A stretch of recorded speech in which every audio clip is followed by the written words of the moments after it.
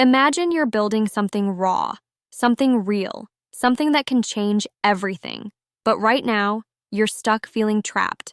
Like every step forward pulls you 2 steps back because someone out there tells you how your startup should grow, should act, what path to take. That voice, that pressure, it's loud, it's constant, and it's coming from the very people who want to give you money. Venture capitalists. The best startups, the ones that burn brighter and last longer, they say no to that voice.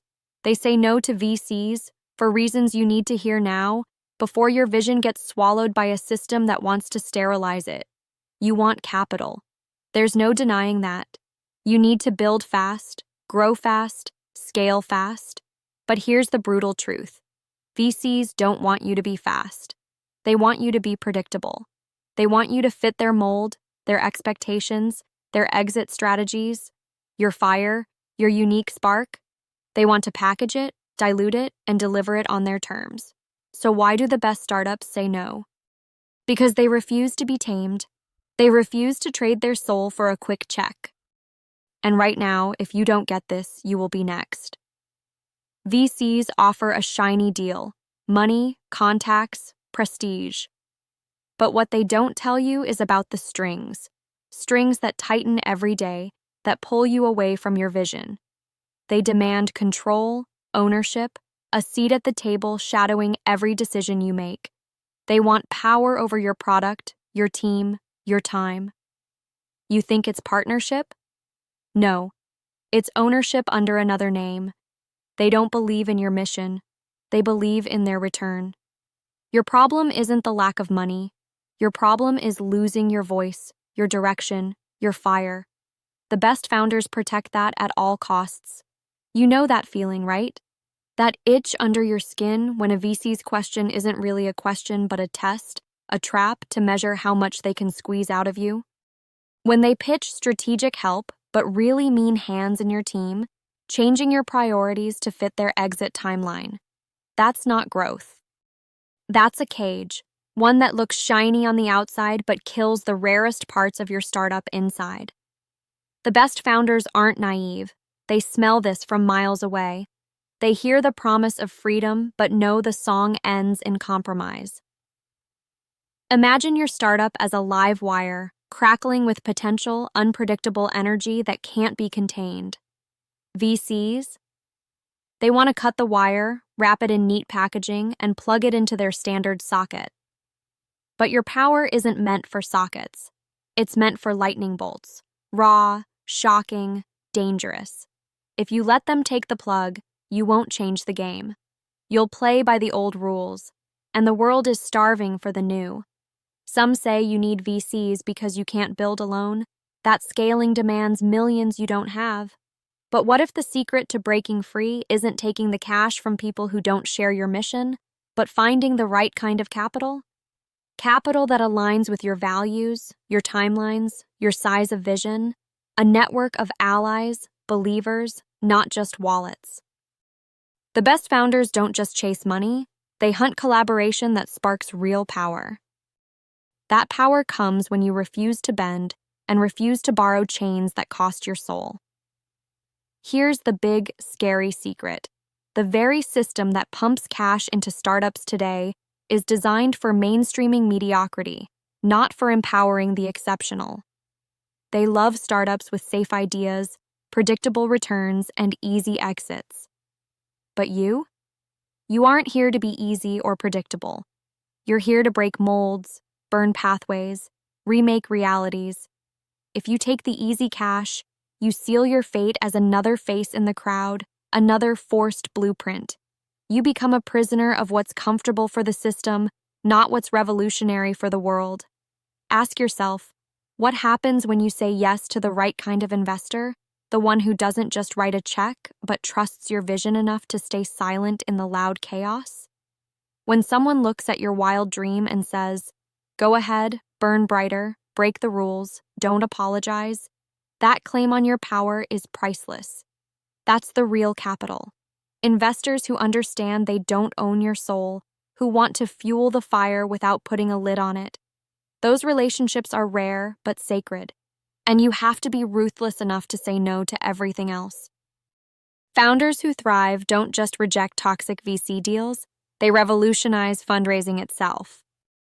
They reimagine where capital comes from and how it works. Instead of big checks with strings, they build networks of trust, micro investments, partnerships that grow organically, aligned with their pace and purpose. They embrace alternative paths like revenue-based financing, community-supported funding, angel networks who see beyond spreadsheets. This isn't just money, it's liberation disguised as capital. You might be screaming inside, but time is ticking, growth waits for no one. And that urgency, it's real. But getting trapped in a deal that costs your vision is the worst kind of delay. It's like building a rocket and bolting it to a lawnmower engine. The momentum you gain might be real fast, but it's going nowhere you want.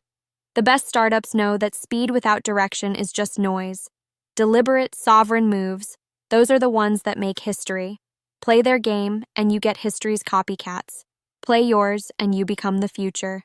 There's a brutal clarity here. The system tells founders to drink their Kool-Aid, to accept the rules, to fit the shape, to surrender and scale.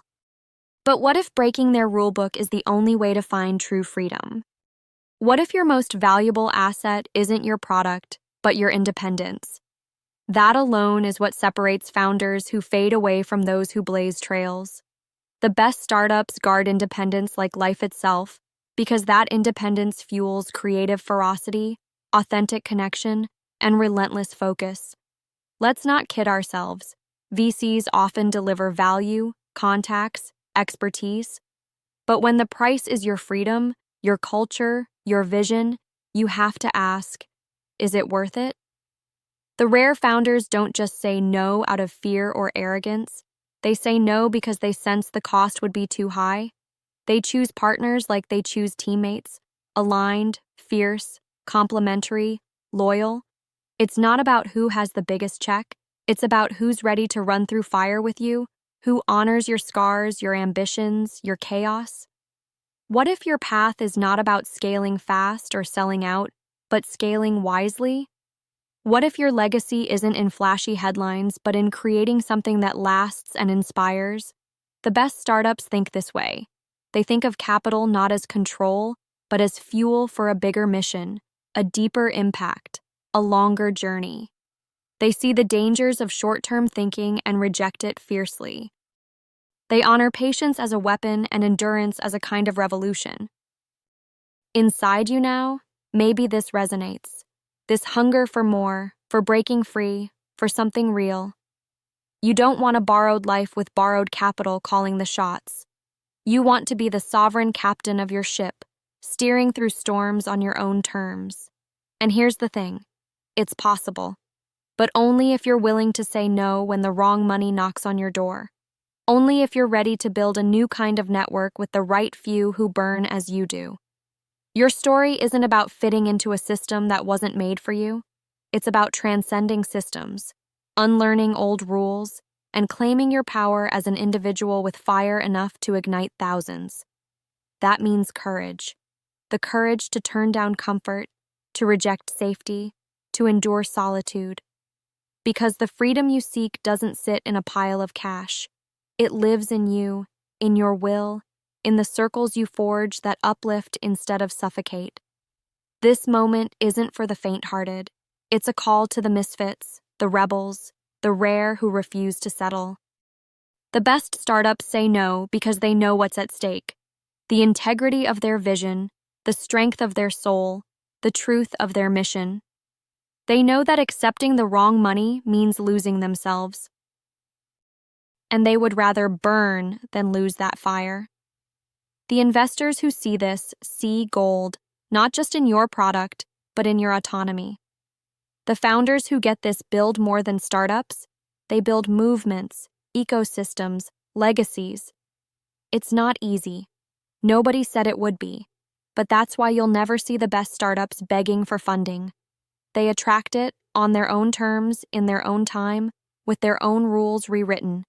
You deserve more than a deal disguised as a trap. You deserve to say no to the wrong offers and yes to a future you crafted with your own hands. You deserve to be the burning spark that no one can snuff out. This is your power, that fierce independence, that ruthless clarity, that relentless pursuit of what's next. Don't settle for less than the freedom to create your own reality. The best startups know this. Now it's your turn.